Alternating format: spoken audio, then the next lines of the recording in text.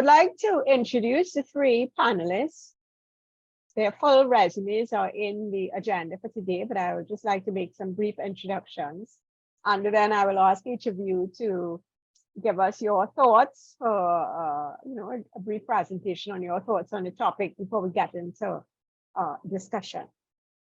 So Gail is an experienced attorney at law, combining private practice and corporate expertise. She is passionate and compassionate, approaches matters with analytical reasoning. She holds an LLB legal education certificate and an MA with honors. She's currently pursuing an MBA, and she serves as General Counsel and Corporate Secretary at TSTT. For those of you who are not familiar with TTST, Trinidad and Tobago Telephone Company. You can give the correct full name for us, Gail. And she leads the legal and governance teams there. Mark Hope, I see he's originally from Barbados. I don't know if you're still in Barbados. I got that impression from Kamala.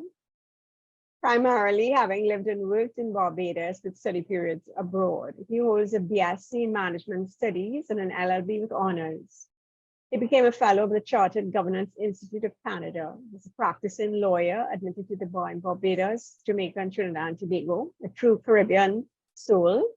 He serves as a director and chairman, as well as corporate secretary to several international business corporations. Welcome, Mark. Najdhla Rosary Dilsuk. I'm not sure if I got your name all correct. I hope so. But if not, please correct when you come on. She's an experienced corporate governance professional in offshore financial services for 18 years. As corporate services administrator at Proven Corporate Services Limited, she manages incorporation, regulatory compliance, and corporate management for international business companies. She holds a first-class law degree, a certificate in captive insurance management, and an MA in applied and professional ethics. So those are our three panelists, all well qualified, I think, to lead us in our discussion today on bringing the circular economy onto the board agenda. So if I may, I would like to start and ask Gail to give us some introductory remarks on this topic. So thank you very much, Fe. It's Telecommunication Services of Trinidad and Tobago, but I know that to many it's still known as telco. Yeah, any variation of that. And you had something to do with telephones, and I was like, okay, TSTT, I'm stuck here. You're just so familiar with the acronym. I really forgot what it means. So thank you so much. I'm very used to that. So thank you very much, Fe. And let me take the opportunity, of course, to thank the Caribbean Corporate Governance Institute. Governance Week is always an exciting week for those of us who are involved in any way in governance. And I'm certainly very honored to be part of this panel, the first panel. And I kind of feel like one of those persons who you're glad when you go in first so that people don't say what you want to see. So I'm very, very grateful for that. Let me also say thank you very much to Francis, as always engaging, insightful, and always throwing something out there to make us think. I really appreciated your presentation and I took notes. I hope you don't mind if I make some references as part of this discussion to some of what you said, because I think it's so critical what we're talking about here. You know, when I was first asked to be part of this, I thought to myself, okay, circular economy as opposed to what? So I have to admit, I had to do a little digging.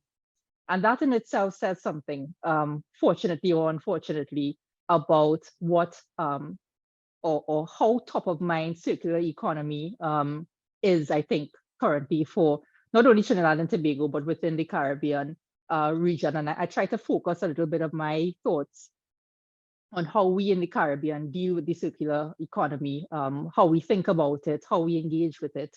And you know, the conclusion that I came to after all of the things that I've read and thought about, even in relation to the work that I do and the work that the company that I work for does, is that this is something that really, really needs our attention.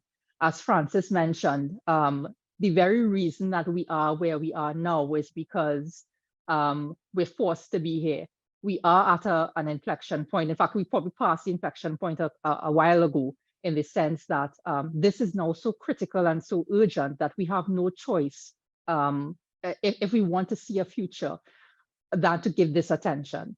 And I was happy to hear Frances make mention as well of the fact that her CEO was so highly engaged, and he thought about his own children, because again, even when I was growing up, you know, you hear about going green and recycle and that kind of thing. And that in itself is such a narrow, I think, ambit for what this really is about. The discussion is so much broader and it involves so many more things.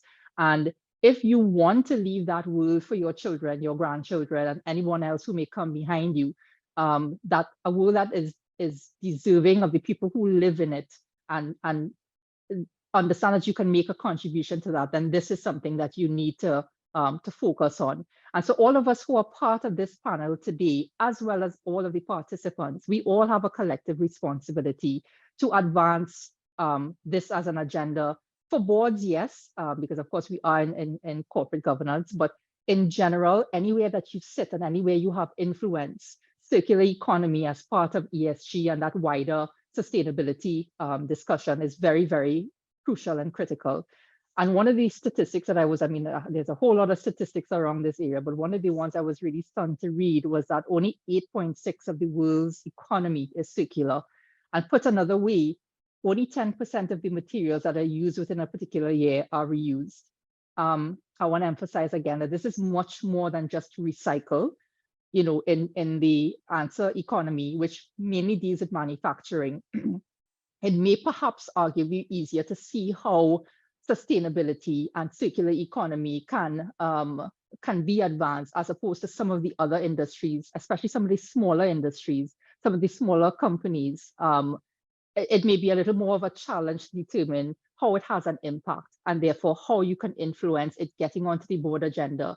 The board is going to ask, or the company is going to ask, what's in this for us? Because of course, so much focus has been placed over years on the financial bottom line and not so much on the triple bottom line and all those things that relate to the world that we impact, that we are part of, how we impact it and how we leave it better for the future.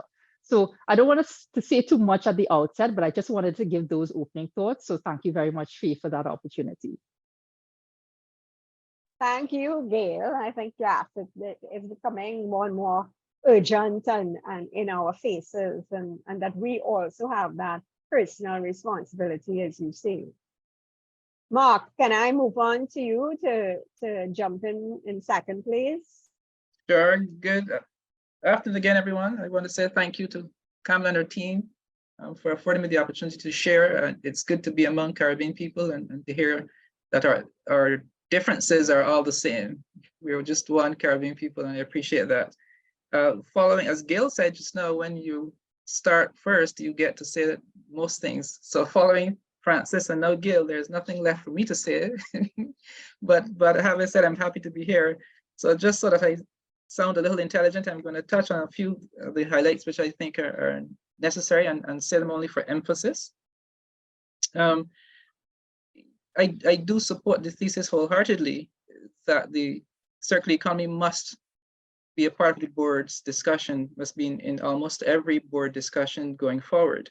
The company has to move away.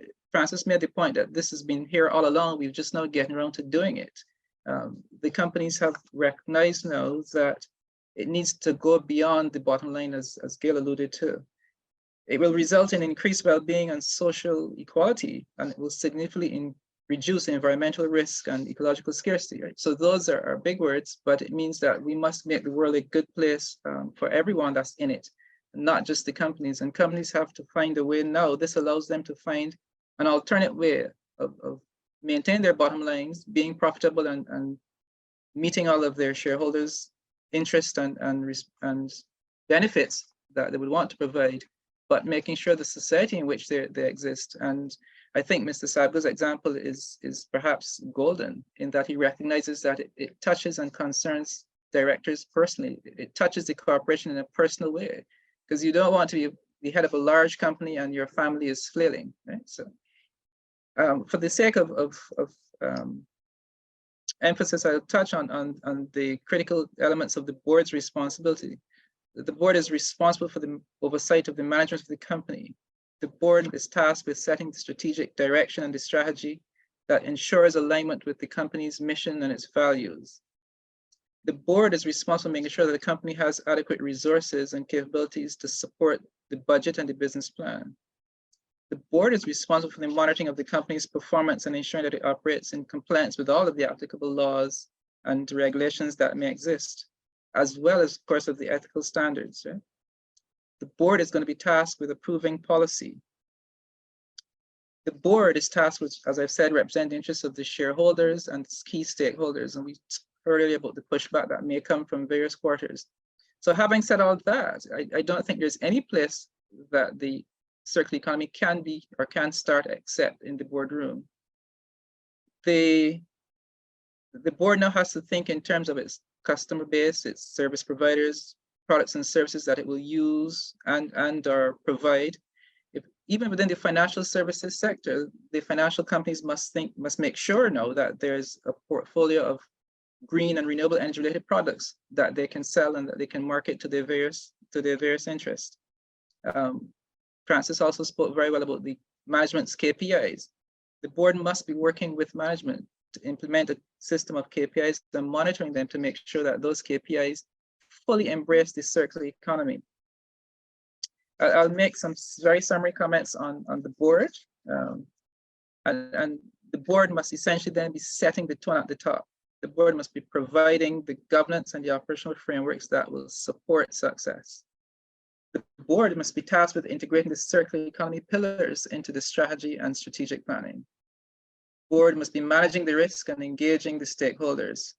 And of course, the board must ensure management and reporting and disclosure transparency in all of its operations. So I think with those very few comments, I would want to pause, and I'm sure we will explore more in the discussion as the afternoon unfolds. So thank you.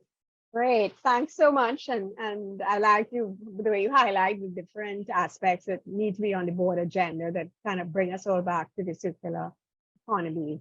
But let me move on to Najdhla to give us her comments. Thank you, Fe. Good afternoon, everyone. Good afternoon, panelists and Kamla. Kamla essentially dragged me into the spotlight this afternoon. I do not like being in front of a camera. I like being in the background. So I'm like a fish out of water this afternoon. But thank you for your forbearance. I think most of us have touched on the fact that circularity has been around, circularity principles have been around for quite a bit, going on 50 years right now. But instead of simply accepting that it should be on the board agenda, I want to ask, why does it deserve moral consideration, and what exactly is the rationale and the implications of including it and excluding it from the board agenda? And when we say something deserves moral consideration, we say it has inherent value or it matters for its own sake.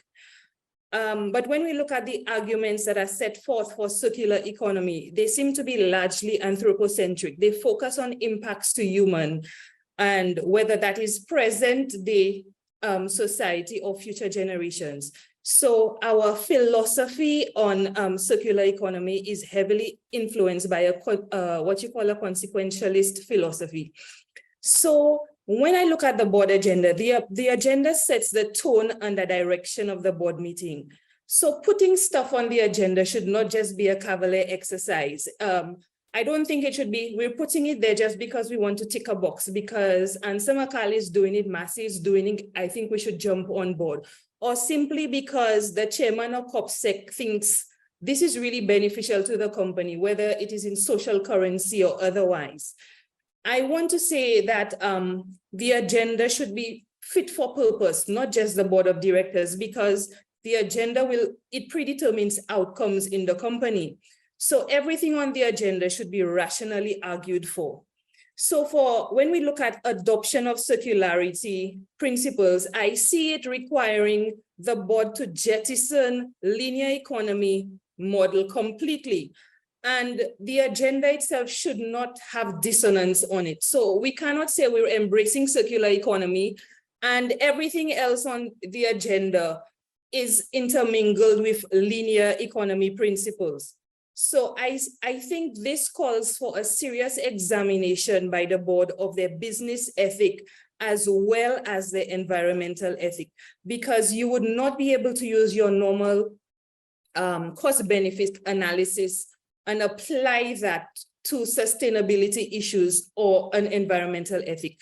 So for me, I would say putting the circular economy on the agenda would draw the board even further away from the boardroom in terms of economics.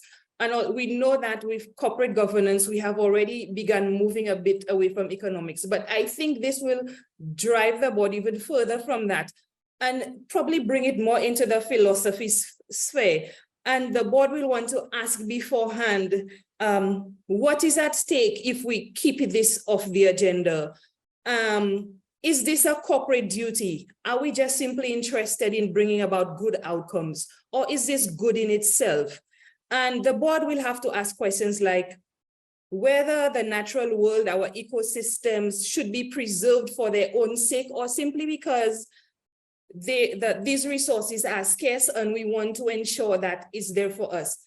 And if you look at it, our ethic generally is egoistic, we're self-interested, but putting the circular economy on the board forces the board to be more altruistic. If we're focusing on governing for future generations, then it is not sufficient that the board's actions limit negative impact to these generations. Rather, they need to govern from what Ned Nodding calls the other's point of view. So the board needs to ask what would be best for this future generation from their perspective, not from ours. And in doing so, you raise further questions. If the board is going to govern from the perspective of future generations, then what about its accountability or its mandate to its shareholders, its employees, its customers in this present day? So for me, we say circular economy and we open a can of worms because everything just jumps out of the box. We cannot just limit the conversation. The conversation has to go much deeper than it already has. Right. Thank you very much, Najdhla. I think, you kind of throw a little cold water on some of us that are saying, well, this has to be done. It's so important to everybody. And I think you're kind of giving us some cold, hard facts to look at as well as we take this conversation further. Gail or Mark, and you want to jump in and comment on anything that Najdhla has said here? While we wait for some comments to pop up in the chat, I haven't seen any new things in the chat yet. So I think I understand Najdhla's perspective, and I always like when someone hits you hard with something to think about, and just and not just sort of what everyone says it is. Yeah. There must be a raison d'etre for everything that we do. And I think the challenge that Najdhla is posing is, are we just doing this because it's said that it should be done because it would benefit humankind? What else is there in this whole circular economy conversation that is even more impactful, even deeper, that we can reach towards and reach for and formulate a strategy around? And I think those are very, very pertinent questions, because one of the things that for me has struck me or stood out about the whole idea of the circular economy, particularly within the Caribbean context and within Trinidad and Tobago, if I may narrow it down that much, is that this is not, I don't think anybody should be fooled that this is an easy task or an easy ask. And I'm reminded again about Francis's comment on the process that Answer McCall took, and the fact that it took a year of engagement to even sort of get, I suppose, a jump off point, if I could put it that way, and that they're only now sort of rolling that further. So this is not an overnight fix. And the problem is that you have that issue bouncing up against the urgency of the requirement for this to be looked at in serious ways. And so it leaves me with a number of questions. And one of them is just about how do you start? So as Najdhla was pointing out, getting it on the agenda or getting anything on a board agenda is not just a box checking exercise. It has to be able to add value to your shareholders, your stakeholders, etc. And it has to be something that the board is able to drive and believes in. And so some smaller entities or as I say, different industries may ask the question, well, how do we even begin thinking about this? Should it be just board driven? That answer, it was executive driven, and which I think is absolutely wonderful. I mean, you don't necessarily always get that, and sometimes you have to convince people or drag people along. And as I said, even when it came up to me, I had to sort of dig a little bit deeper into what it was really about, because this is not just let's just do a recycle program and highlight it on the news. It is so much deeper and more powerful than that. And so what is a realistic expectation in terms of a timeline for even getting this on the agenda?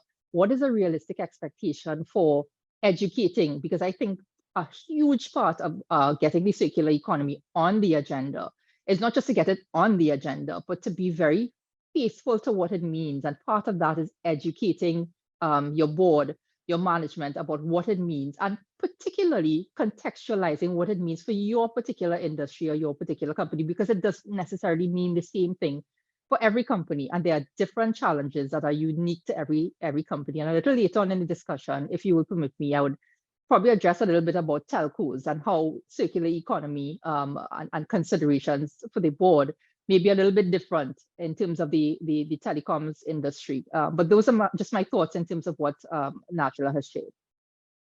Oh, yes. And no, we'd love to hear, because I think it is important to consider those perspectives. I think that when we looked at the Ansa McCall experience, they began with a champion, and you need a champion for this kind of endeavor to succeed. You either need a champion or you need some big stick on the outside ready to knock you over your head if you don't do these things. And that tends to drive checkbox exercises. So it for each industry is quite different. And I think that there was almost a little bit of an inbuilt benefit for manufacturing organizations where you can build in economies and that kind of, it all kind of adds back. But Mark, let's hear your comments before we go back to Gail and hear a little bit about telecommunications, how it applies there. Mark? Sure, thank you. Yeah, I didn't quite take Najdhla as throwing cold water. I saw her as telling us, as we say, it's time to stop talking the talk and walk the walk. I saw it as a call for action. And one of the things that came out of yesterday's opening comments, I think it was Nandi herself who said we're pretty much out of time. Mm-hmm. The implications, the results or the consequences of our actions are upon us. Global warming and all the climate change challenges that we're having. And I heard some statistics about a change of 1.5 degrees, the impact that has on the seas and the environment around us. We are experiencing it in the Caribbean with the hurricanes that are coming, and hurricanes are now coming in June. It's not an unheard of, but it's certainly not a common phenomenon, right? So it impacts us, and we really do have to ask ourselves, what kind of world are we going to leave for our children and our children's children? So I think Najdhla's on point in saying it's time to stop talking and do. And the board is tasked with setting policies. We've heard of the process and we understand, but it needs to begin. It can't just, drift along and we're past the checkbox stage. So I saw it as a call to action. Sure. There's a comment in the chat on credit unions. So on credit unions afterwards, yes. Okay, but I also wanted to point out, I spoke a little bit about having the champion in Ansa McCall, and if you don't have that internal champion in today's environment, the role that the company secretary plays in governance and assisting in developing the board agenda, I personally see something like the organization's perspective on sustainability and ESG and circular economy as something that has to come out of the strategic planning exercise, because it has to be aligned with, as Frances pointed out in her presentation, it has to be aligned with your purpose and your raison d'etre, because if it's not aligned, it then just becomes another nice project that can fall by the wayside. So I think the company secretary does have a role through those relationships that you have with the CEO and the chair in developing the agenda and participating in the strategic planning process, that if this is not already on that agenda, to kind of raise it.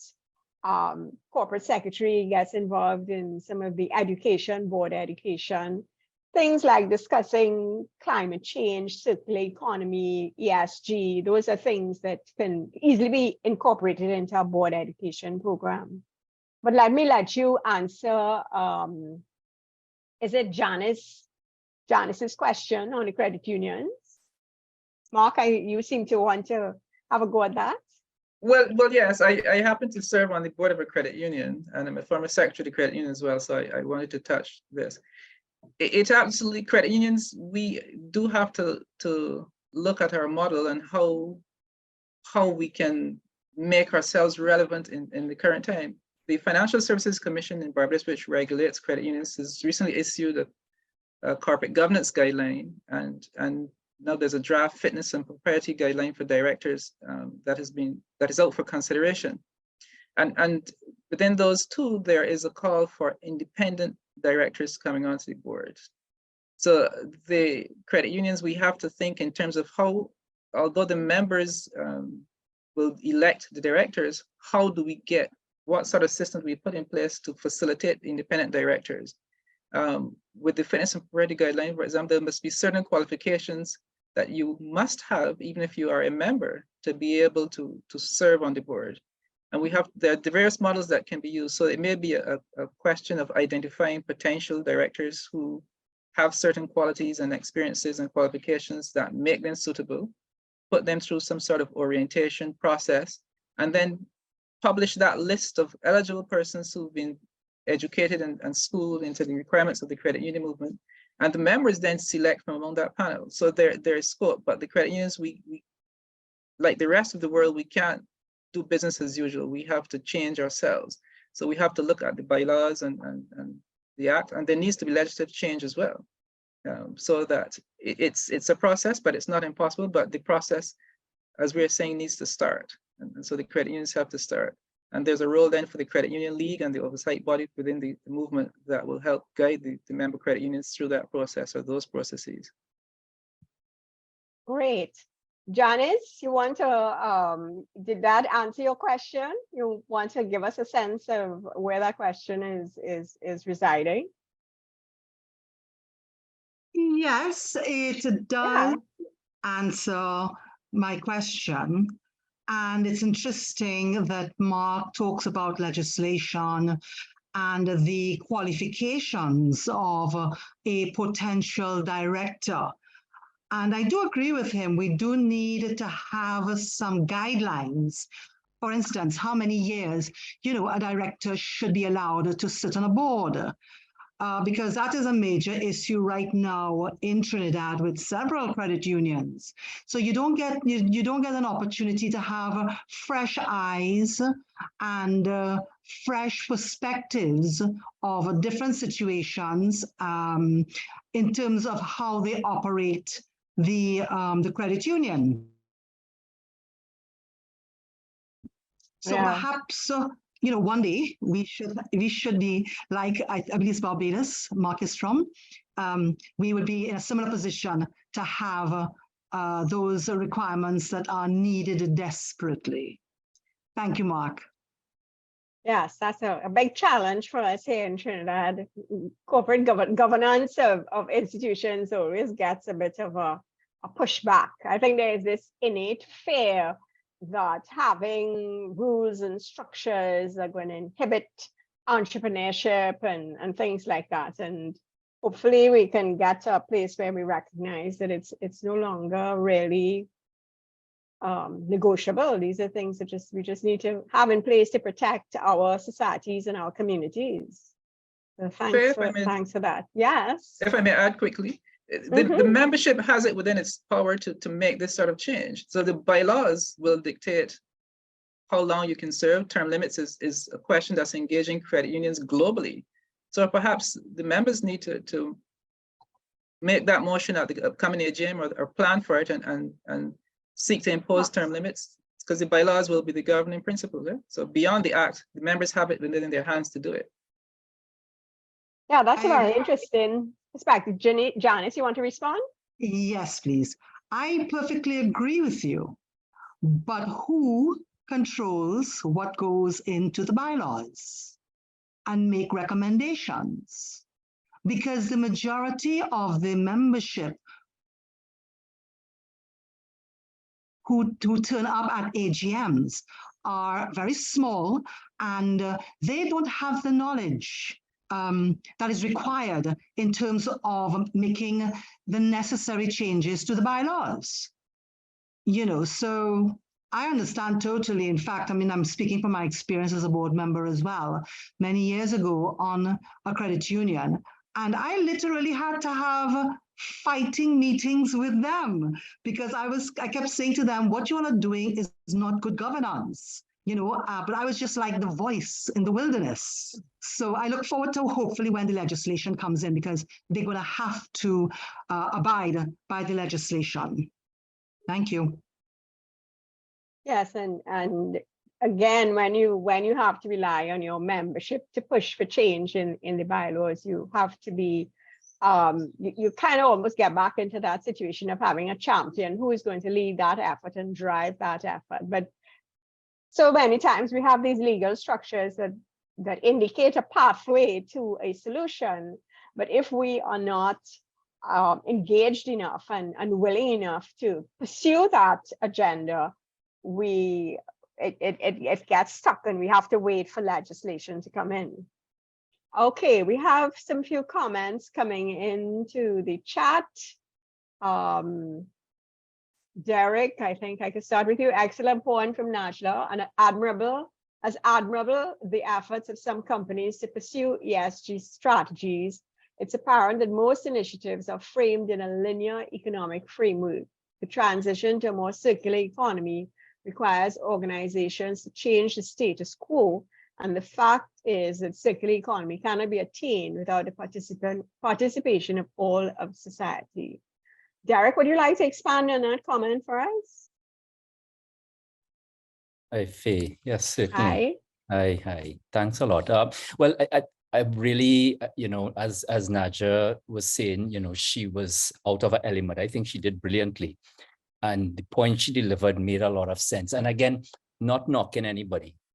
Circular economy, even though it's been around for a while, it's a fairly deep subject based on straightforward principles. However, it does require one to unlearn what we know today about socioeconomic development, production, consumption, etc. The education point that Gail made earlier is spot on, because by doing some basic reading, I think you start to realize that, okay, wait a minute. Yes, I understand all of this. I know some of this. We do some of this, but you need to go deeper than the surface, which is what, unfortunately, my impression is that I'm seeing admirable attempts, but it's not going deep enough. If we truly have a crisis, as I said yesterday, we wouldn't be approaching it that way. We would really be digging deep to the underlying root causes of the issues, which climate change is one of them. But it's not just climate change, poverty, crime, things that affect us day to day. And so it does require one to just clear your mind, do a little reading, and you'll start to realize that, wait a minute, okay, there are some fundamental things that need to change. And that's the difficult part, because that's not what we are accustomed to. Yeah, and I think like you say, and as Gail said, the education is a very, very important aspect of it. So, when we were having the conversations yesterday, one of the things that occurred to me is that we really need to have a bit of a cultural change in terms of being more looking further ahead. I think most of us sitting in the Caribbean tend to look at what's right in front of us and deal with the immediate crisis, and we're not accustomed to being more looking ahead and seeing the impact of what we do today on the future. And Faye, education plays a role there. Gail, yes. If I could just make a point here as well to what you're saying. The irony of it is that so many of the Caribbean economies are dependent on tourism, are dependent on not having or put it another way, natural disasters which are given in our environment impact the economies of the Caribbean in significant ways year after year. And so the irony of all of this is that our economies arguably, just as much as the European economies and other economies of the world really need for the circular economy concept and understanding to really be driven and to really be put in place, because we have a lot to lose. And so the point I was going to sort of segue to is that, you may argue that manufacturing or oil and gas as Trinidad is based on, maybe it's not so, it's important, but it's some of these smaller economies, can they really go or move to a circular economy realistically, and in what time frame? How realistic should we be about it? Because I've seen arguments that say smaller economies are probably more easily adaptable, able to move to a circular economy, and then there's other arguments that say exactly the opposite. So I think it's a great point for debate, because there is so much to be lost, and to be lost in the very, very short term. We see it on an annual basis, and we talk the talk, as you said earlier, Fe, but walking the walk is a more difficult thing, and that is why I keep throwing out that question of, well, where do we start? How do we start? And what I am passionate about, very, very convinced of, is one of the things has to be education. You said earlier, Fe, as well, which I always agree with, when we talk about this sort of big stick mentality, or this sort of, we need legislation, or we need to be regulated, or we need somebody to tell us, you need to do this. And that's the only way that we do it. And so what I would love to see and be a part of, and what I'm committed to, is a different approach to that. So that, how do you get these things on the board agenda? But more importantly, how do you really widen that net of education and understanding of what this all means? Because we can sit here from now until tomorrow talking about the circular economy, but where does it reach, and how does it get out there, and what is the role that we have to play, apart from the boards of companies, in getting that message out? Yes, absolutely. And I think Derek spoke about us responding to crisis, and I'm sitting here and wondering, well, how much worse does it have to get? We have, once it rains, you kind of change your plans for the day in certainly in North Trinidad, because you don't know where it's going to flood, you don't know where you're going to get stuck. Thank God for Zoom, you can Zoom into meetings and things like that. But the crime is incredible, and all of these things are related at the end of the day to how we live, pretty much. It's a cultural kind of thing. So how bad does it have to really get for governments and to get into the act? So maybe we as individuals, I like the point you made of the personal responsibility that we have towards making this change and making a difference. Najdhla, you want to add anything? We're stimulated by some of the comments that you made in response to the first two panelists. Any further comments before we get back into the chat? I would say we need to look beyond companies to stimulate the conversation on circular economy. It starts with us. And we need to recognize the hypocrisy in our actions. We say one thing, we do something. So we need some congruence when we look at how we do things personally. And also, if companies are the ones that take up the conversation on circular economy, are they the ones left to bear the cost of it? If we look at the implications of circular economy, responsibility for the product ultimately stays with the manufacturer, if we look at it that way. So we're looking at a very huge financial burden for companies. I think the circular economy, it drives now companies to become sort of social activists. And not only that, but to amp up their persuasive ability. And if you're going to look at it from an ethical perspective, is it upon a company or is a company responsible for changing the consumption patterns of its consumers? What exactly does the company become responsible for? It becomes like a shifting goalpost. You widen the scope of corporate social responsibility, and now the company is responsible for how persons purchase their products. And we have to ask too, do consumers even want to purchase circular economy products? Because again, over the past 50 years, we've had circularity principles in existence, but yet we manufacture contrary to those principles, and our marketing is geared against circularity principles. We urge persons to consume more and to get the newest thing. So again, I think more questions than answers, because it forces us, like Derek said, to unlearn some of our patterns and start fresh. We cannot talk about circular economy and we base our understanding or our application of it of what we already know. We have to start on a fresh platform, a fresh background, unlearn the processes we've already learned, and then move forward.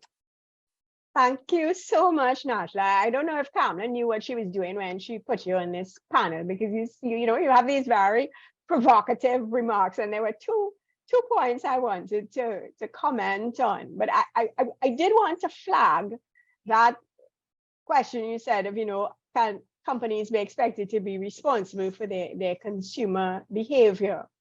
And I think something, when you think of Apple and the iPhone and iPad experience, Apple changed consumer behavior.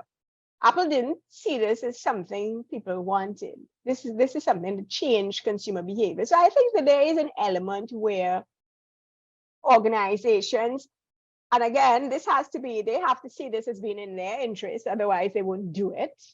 Once they see that these things are in their interest, they can change consumer behavior. I don't know if this is a fact, but one of my pet peeves is whenever you order takeaway food, you get these heaps of condiments and heaps of plastic utensils, which I don't use because I'm eating it in my home, and it seems that this is the norm to come through. And sometime, I think it might have been after COVID, there was this pushback at some fast food restaurant that made you ask if you wanted condiments. You didn't get them automatically. So that, even when the organization tries to do something to push back on sort of generation of too much waste, sometimes the consumer needs a little education as to whether or not, this is in their best interest or not. So I think the circular economy is a circular question, right? It's a chicken and egg catch-22 situation in many, many ways. And I have to say, and I think what you're talking about, Fe, might have been the great KFC $2 condiment thing that didn't last longer than the Red House fire, because Trinis made memes about it and would not accept paying $2 for condiments. And so you're right. I think, and again, to Derek's point, culturally and systematically, we have been trained to think in a particular way.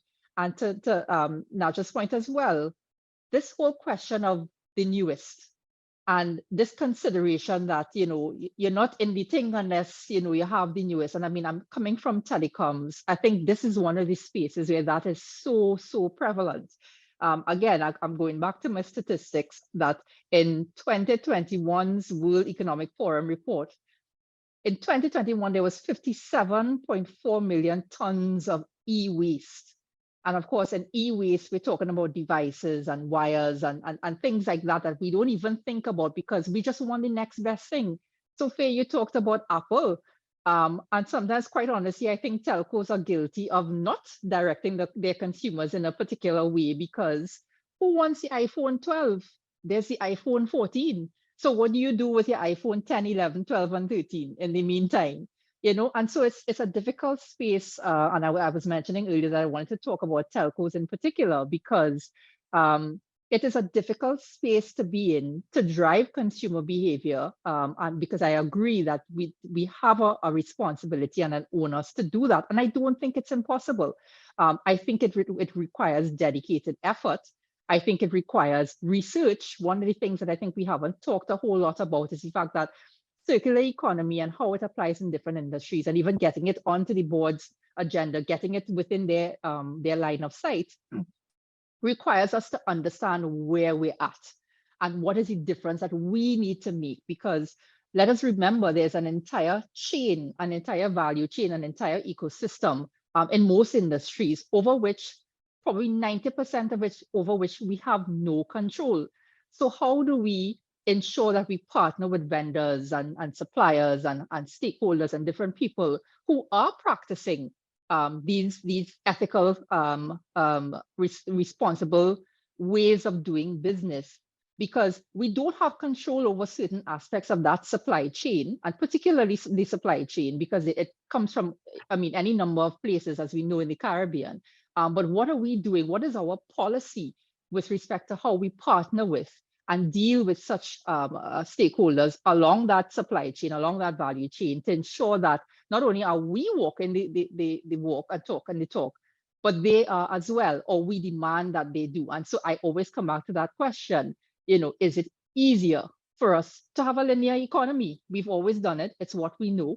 And so this whole circular economy business, yeah, we say that, you know, we don't want certain things to happen, but hey, it's just easier for us to go along this line. And that's why I think Najdhla was saying earlier, you can't have a circular economy on the agenda if the rest of your agenda feeds into the linear economy. Yeah, so absolutely right.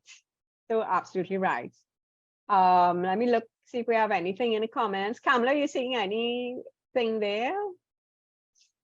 But it is a good point in terms of how business can shape how consumers think and behave. And so we need to be so aware as well to try and ensure that as both Gail and Najdhla has said, and Mark mentioned it too, in terms of us individually having that responsibility to be a lot more aware, so not as easily swayed. So, sorry. I see Simone has her hand up. Simone. Hi, thanks. Good afternoon, everyone. The point, I mean, hi, Najdhla, and this is to your points. You raised a point that I'd come across earlier this week. It is kind of kismet that you raised it. It's a book by Vivek Ramaswamy, Capitalist Punishment, and he was talking about ESG.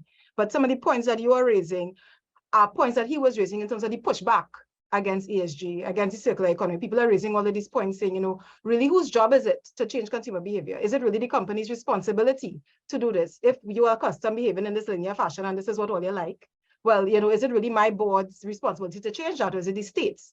You know, and then how far do we go in terms of changing it for the better? Because and the thing is, I found the argument was a bit stretched in terms of what we think is better, you know, and they were arguing against the whole thing about climate change and all of that. But as Caribbean people, I think we all experience it, so we know it's real, you know, and it's not just a conspiracy theory. But for me, my question would be, how far do you go in terms of the regulation side? Like, you know, who starts that conversation? So the example that Francis gave this morning, where the CEO is the one who brought the change. Yeah, that's great. And you talk about a champion. You know, and any change management system, you need a champion, right? Or somebody to drive it. But my question is, when you have a situation where people are just kind of ambivalent, they're not really sure, they're hearing this thing and they're not really bothering us, you know, who starts that conversation? Who's responsible for starting it? And that's my question. Well, that's what I'm saying. I think that the company secretary does have an entree.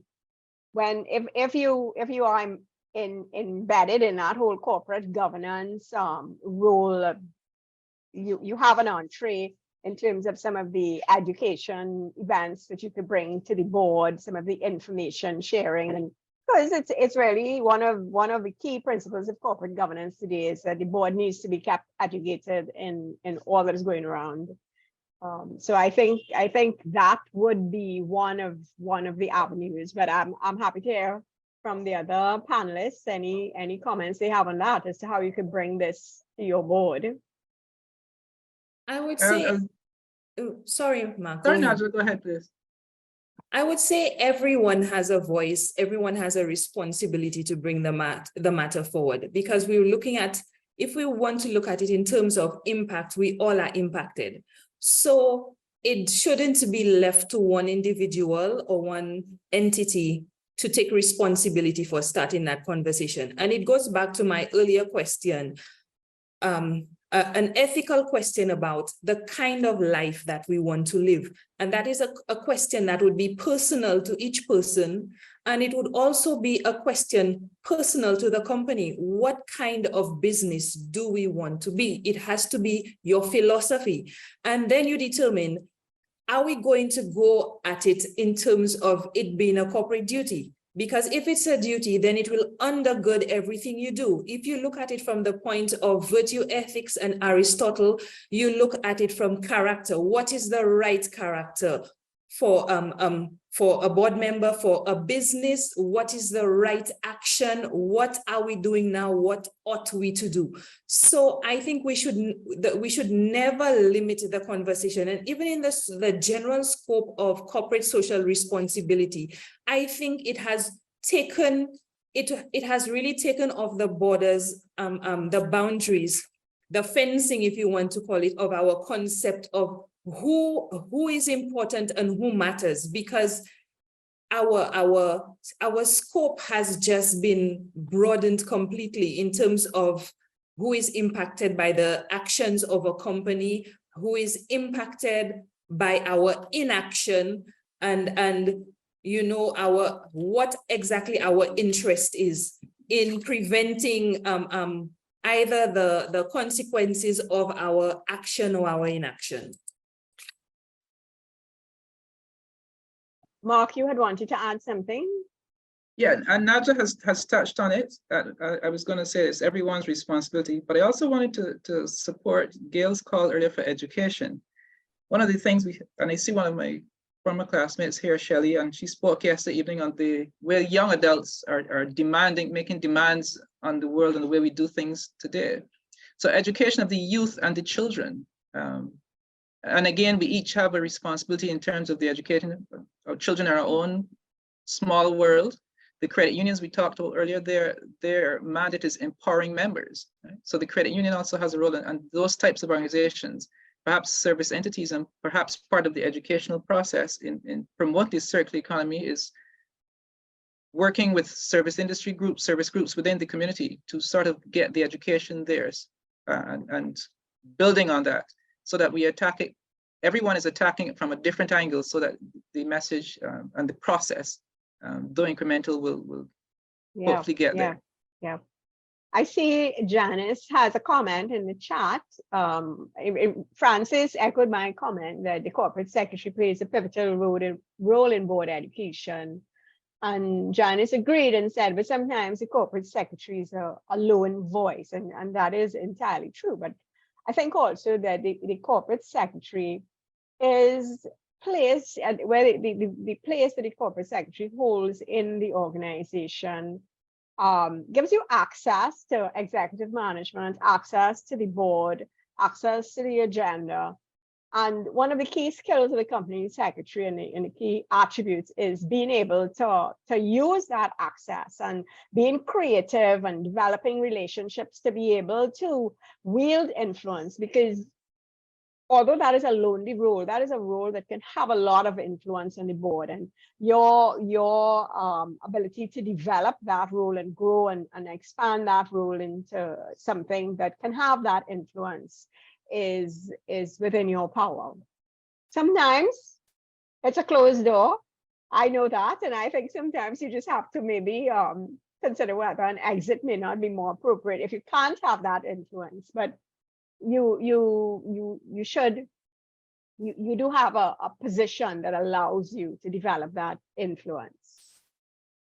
Faye, can I just butt in to say, this is we're in a very opportune time where we can influence board composition. And I think that is where the corporate secretary should be coming in and introducing stuff like an ethics officer. If we're going to look at things like circular economy, then widen the voices who have a say in that conversation. Open the gate so we have other voices that we would probably not hear from before, alternative perspectives, you know, and again, not just on the environmental end, but even on the economic end. Let's start moving from the traditional market economics to sustainable economics. So we can accommodate the conversation. And I think, again, it speaks to us having a very COPSEC who has persuasive ability and who has a very good rapport with her chairman, that she can say, look, this is what's trending right now, and it's not just trending, but it's important for us and what we do, and here's where we should be going with it. Absolutely, and I think you highlighted also part of what we got from the Ansa McCall experience, as shown by Francis, that you add to that actually having members on the board who are supportive of that kind of agenda. And you have pushed it further to say, well, the company secretary can have a role in opening the board's eyes to populating the board with these kinds of skills and competencies. I saw a comment here yes, I think Latoya apologized that she had to go to another meeting, but you know, as I was thinking a little bit of what she was bringing up there, you know, that companies, you know, in large part, corporations have brought us to where we are in terms of some of the waste, and they have formed our, and I think Gail was adverting to it, you know, our consumption. You know, we need the new iPhone or the new Samsung, whatever, and every year. One of the biggest problems I understand we're having now with waste is what we call fast fashion, where it's so cheap, and now, you know, you can't give clothes away, and all of it just goes on the rubbish heap somewhere and destroys communities and the environment and so on. So I think there is a concept of the organization having a responsibility to change some of the consumer patterns of behavior. Kamla, were you about to say something, or were you just wavering? You know, I was enjoying reading what Melanie was sharing in the chat as well. So if you want to invite her and Yes, please, Melanie, if you can join us. Hi there. Hi, yes. Hi, everybody. Yeah, I'm with a company here in Guyana, New Haven Merchant Bank, that has barely been licensed for a year. So understandably, we've been focusing on what has been traditionally the foundational elements of getting started. And this panel and this conversation has opened my eyes, because we're at the starting point, that this could be an opportunity to bring some of these issues around the table as standard strategic planning and risk management undertaking. So I'm just really resonating with the feeling of being the lone voice around the table on certain kind of issues, but also feeling a bit supported and hopeful that there are ways that we can start to bring this into the organization as we get going. Well, thank you so much for sharing that, because I think that's, you know, I think Kamla would agree, that's pretty much what we want to achieve here by having these kinds of sessions, to allow our network to grow and for people to get that confidence and that exposure to different aspects of it. If I yes. may add, and I'm as I'm listening to the conversation around the table, I'm realizing that it's very important to have a board who's supportive in some way. And I know that my board has sustainability as a pillar that we would like to kind of base our strategic planning on. And even though it may only be a nugget, or it may be more narrowly perceived, it's a way of starting the conversation. I'm thinking now, okay, we can put these issues as standard discussion points in our board meetings. And even if they aren't there yet, you know, we can kind of hopefully work toward getting there with more information such as this kind of discussion and just repetition and education and, you know, showing how this can really support the financial bottom line as well. So bringing all the pieces together. So just a note of appreciation for some of the opportunities. Yeah, for which I think we're very grateful to have that feedback. Yes, that's the reason you have to have these conversations. Some of these things we don't talk about enough. You know, we read the articles and we reflect on it internally, but sometimes we have to have these discussions to really bring it home to how much of a urgent issue it is that we address. Indeed. And Faye, if I may, Yes. and thank you very much, Melanie, for that. And just looking at the couple of comments in the chat about the influence of the corporate secretary, I mean, that's a whole workshop by itself. But, you know, to Francis's point about the fact that the corporate secretary really should be able to champion this. I am also sensitive to the fact that there are situations much more often than you would think, and in places that you wouldn't expect, where the corporate secretary maybe doesn't have that influence, maybe just as yet. And so I would say one of the things I would encourage people to do is there's nothing wrong with a secondary champion. So if you can have one-on-one conversations with your chairman, if you have that relationship, or one-on-one conversations with your CEO or general manager and bring them into the loop, that will increase the level of influence that you're able to have overall. But the other thing I want to say is that there's work to be done here, folks. This is not just, well, you know, I can go tell my chairman or the board that we need to look at circular economy. The board wants to know what's in it for them, what's in it for the company, what is the tangible impact that this discussion could possibly have. And so it will require you to do a little work. It will require you perhaps to engage an external a source of expertise on the matter. All you need to do perhaps is maybe just get one chance, 1 hour, 1.5 hour, maybe not half hour, but 1 hour where you could discuss this. And as I said, be very specific to your industry, be very specific to your company, to just get the ball rolling. I'm really very interested in making sure that we're able to get the ball rolling.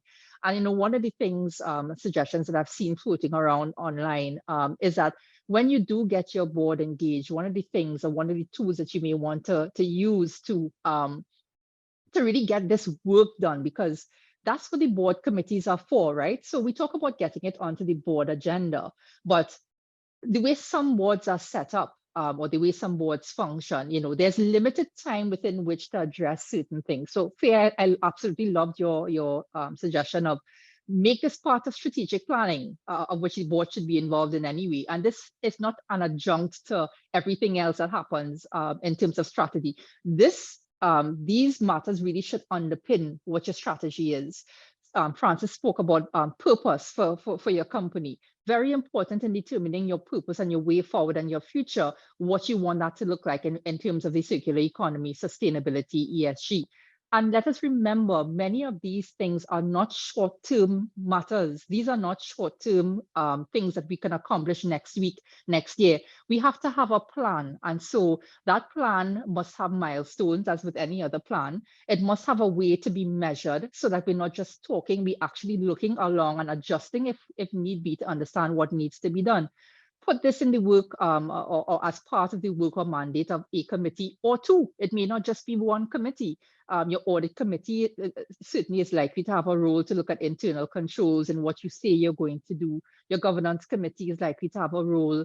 And so it's not just getting it on the agenda, but it's really pushing it through each time you meet, each time a committee meets, so that when it comes back to the board, the committee has done certain work, the board has certain assurance, and management is being challenged, whether through performance, appraisals having it on their scorecards, etc., to actually get this thing in measurable ways that are important, not only to the company, but to the environment, the community in which that company operates, in a way that is lasting, that is trackable, that is measurable, because it's not just about, let's just get it to the agenda and talk about it every so often if we feel like. No, It's a whole project. I see Frances has her hand up, and maybe she can explain why the company secretary is uniquely positioned to be able to pick up this challenge. Yes. Well, that wasn't your plan. But well, no, it was in the plan. But Faye, you know about this even long before I know about this, right?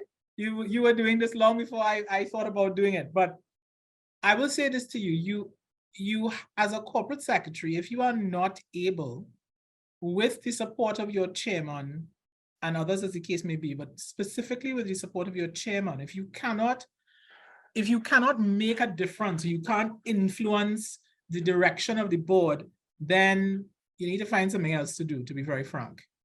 Right? That is either not the place for you, meaning that whatever your techniques, whatever you've tried, if it hasn't been working and you've put your best foot forward, then that is either not the place for you, because it is not going to be fulfilling. A corporate secretary's role is not just to take minutes. Okay?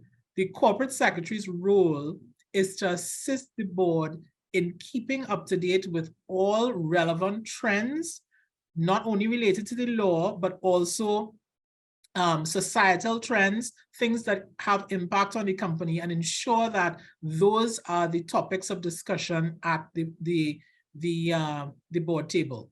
So you need to work with your CEO and your chairman to make sure that you can influence that direction. You know, I remember when a couple of things, I mean, minor things that I would have tried to introduce. So I remember when we were looking to digitize board papers when I first became corporate secretary. And I was going nuts because when I joined, you know, you were doing the paper, so everything was being printed. Okay, this was back in 2009 into 2010. And I was going nuts because if somebody was late with a report, the page numbers had to be, it was crazy. And I told my chairman, I said, Chairman, we cannot work like this. He says, but Francis, we've been doing this way for how many years? I said, yeah, but that doesn't mean that we have to continue the inefficiency. So he looked at me and he laughed. I said, Chairman, I've investigated this portal, that portal, that portal. This is how much it's going to cost. This is how much it's going to save us in paper, ink, time, etc. He says, let me see it, whatever. And it was implemented. I had my chairman on side, and there were other directors who were much older and not on the side of going digital, and were very upset. You talk about, somebody asked about pushback this morning. That I had more pushback on going on a board portal than adopting a sustainability agenda. That's to tell you, right, back then. And it's more personal, you see, it's more personal. Right, but the chairman said one day, he just said, we have invested in the board portal, and the corporate secretary will not be printing any more packs.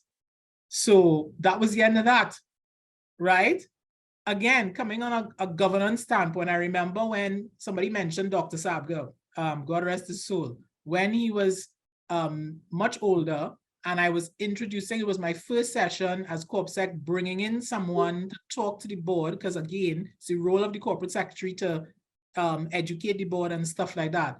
And I brought in a group of people to talk about corporate governance and etc. And I remember Dr. Sabgo, who at that time had some medical treatment that he was doing. He actually skipped his medical treatment to attend that session. He pushed it back he pushed it back in the afternoon to attend the corporate governance session in the morning. So you, as a corporate sec, you have the power and the ability, if you are passionate about what you do, if you are good at what you do and you really research your stuff, you get the relevant data to support your position, and you bring that to your chairman and your CEO to get the support to move things along, then I'm not saying you'll never have a pushback, but honestly, it shouldn't be most of your life. I think, Francis, one of the things Can I just endorse that sure. highly? Yes. Can I endorse that highly? That Yes. the board and the chairman, they don't just want issues, they want solutions. So you have to do the work, it requires work. Yeah, yeah. But I think the point I wanted to make was that if you in the role as company secretary or corporate secretary don't feel you have that influence, then you need to do a bit of a self-assessment to determine, well, okay, what can I do to get that? You know, are there programs that I could take? Is there something more that I could be doing? And an important aspect of your role is really learning to develop relationships with everyone around the room. Your chairman and your CEO, definitely most important. But sometimes you may need that secondary champion who might be another director or might be a well-placed senior executive who can maybe, you know, sometimes the CFO might have a little more influence in certain aspects. You want to develop the relationship, bring that person on side. A really important part of our role as company secretaries is being able to develop and those relationships to be able to have that influence. So I think that's really important. For sure, I agree with that. Stakeholder engagement at the board level as a corporate secretary is an essential part of your job description. Essential part. Yeah, you can't limit those relationships to just those key people. You really need to be accessible to all and have access to all. Very much so. Yeah, Wendy has shared that she agrees with Francis that the corporate secretary is a leader in an organization, and he and she must have the ability to influence. Yes, it's a very, very important part of the role. We all seem a little bit agreed on that, even though we know there are times when they want to kind of push you to the side. Anything else we have here? And I think the question of other champions, like using some of the other executives, whether it's on internal audit or your CFO, sometimes those can prove to be helpful assets in getting things on the board agenda. I wanted to touch on a point that Najdhla had made about, it's not just about the standard, you know, if you get a project or an initiative presented, the standard cost benefit analysis. But these cost benefits analyses are changing. They're beginning to incorporate other aspects than just whether, you know, is it gonna cost more, the different methods of valuing projects. They're bringing in things like risk, they're bringing in things like the ultimate impact, sustainability, and so on. And again, company secretary can work with some of the senior executives to build in those kind of measurement tools for the organization. Any more comments coming in here? We have a few minutes left to go through this topic. Any of the participants, the panelists would like to make your closing remarks, or Kamala, you wanted to say something? Yeah, just to remind everyone, before you go to the closing remarks, Faye, Crystal has put the link to the survey in the chat, and we'd like to ask everyone to please go in and make sure they give us their feedback. We are collecting all the data for all the panels, so it would be collated as day one, but we would appreciate persons to be able to give us that feedback, and also to say a quick hello and welcome to our opening keynote. I think she was just able to join us. Nandi, of course, is in South Africa, so it means she would just have finished work for the day, and so has joined us, and hopefully will be here for the rest of the discussions, Nandi. So just saying a quick hello to you and welcome. Thank you very much. Hello to everyone. Hi, very nice to have you join our session, even though we are kind of close to the end here. But I was invited, before I invite the panelists, I know that Derek Luckpath had a point in the chat whether anyone has insight into true cost accounting and the triple bottom line. So that actually, Derek, may take quite a bit of discussion, and we are just a few minutes away from completing today's panel discussion. And more than likely, that's a topic we're going to have to set on its own, because we will need someone to be able to break it down and explain it to everyone as well, right? But it's that point. Yeah, no, I think that, bringing that up, as Kamala says, is probably going to be the subject of a little workshop, a little session or something as a kind of add-on to this. So yes, we could go back in the same order we started. Gail, any of your closing remarks?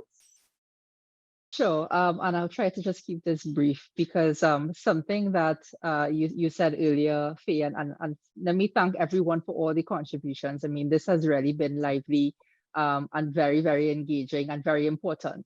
And I really hope that everyone who has participated, from panelists go all the way down, can take something away, an action that they could try to use to influence their own boards or their own spheres. But something you said, Fe, where you said a lot of people don't read annual reports. And I am probably one of those nerds who does, but you are very right.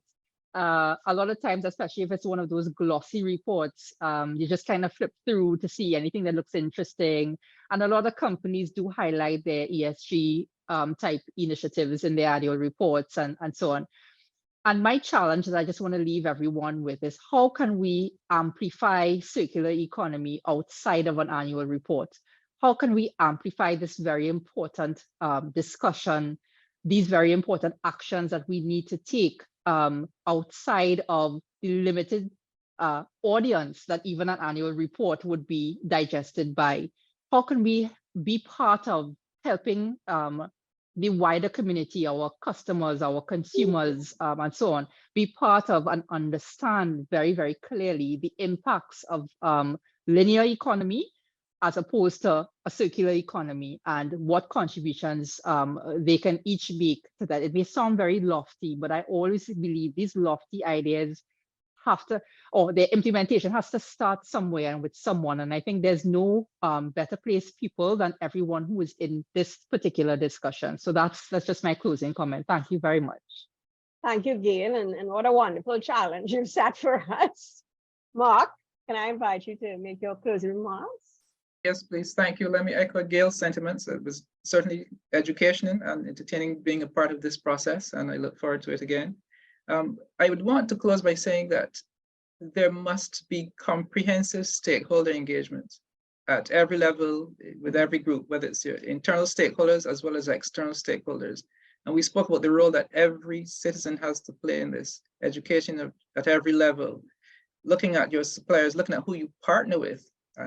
Earlier in the conversation, Gail, I think it was Gail who touched on the supply chain management, right? Businesses have to determine who are they going to partner with? And sometimes it may mean assisting your supply chain partners with restructuring and retooling themselves, or maybe finding new partners along the supply chain so that you change. But I think my closing thing, it's comprehensive stakeholder engagement, whatever that means in your particular industry. Wow, thanks for that, Mark. I think that's very, very key to getting this on the agenda for discussion and consideration. Najdhla, can I invite you now? Again, thank you for the opportunity to sit on this panel today. It was very engaging. I enjoyed it very much. I would simply say that if we're looking at putting circular economy on our board agenda, then we need to shift our focus really to sustainable economics and redefine or reframe our thinking of what the company's business purpose is. So instead of looking at growth in the size of numbers or output, we start advocating for developing companies and maximizing their potentialities instead. So that's basically it.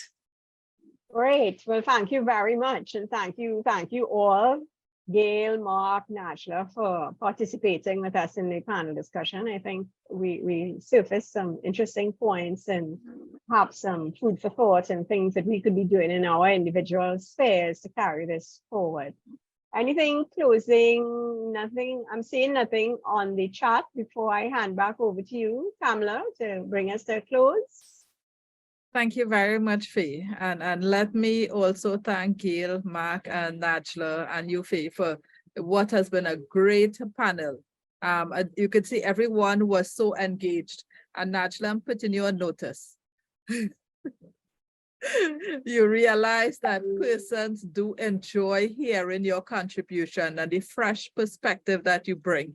As a member of CCGI, this is our role to bring you forward and ensure that your voice is heard as well. And so you contribute to our development too. Okay, so next year, make sure that you are not on vacation somewhere.